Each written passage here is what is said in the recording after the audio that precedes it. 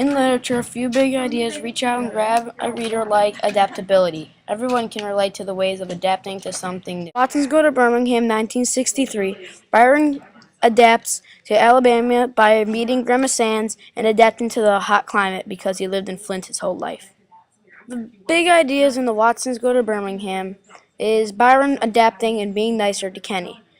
Like, example, in the book The Watsons Go to Birmingham, at the end, Byron saves Kenny, and that shows bravery. Byron is having a really hard time adapting to the nice world. In the book The Watsons, Byron asked Kenny if he wanted to go play basketball. That shows sign of maturity and that he's being nice to Kenny. At the end of The Watsons, Byron makes Kenny breakfast on page 197. Byron makes sure that Kenny doesn't go back to the world-famous Watson Pet Hospital by letting him watch cartoons with him. In The Watsons Go to Birmingham, CPC uses metaphors everywhere. Like on page 2, Mama says that Michigan was a giant icebox. On page 3, there's a metaphor about Hambo and Henderson.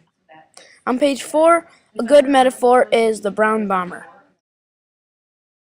Christopher Paul Curtis is a genius in literature and making funny and serious books. I want to read another one of his books one day. Written by Christopher Paul Curtis.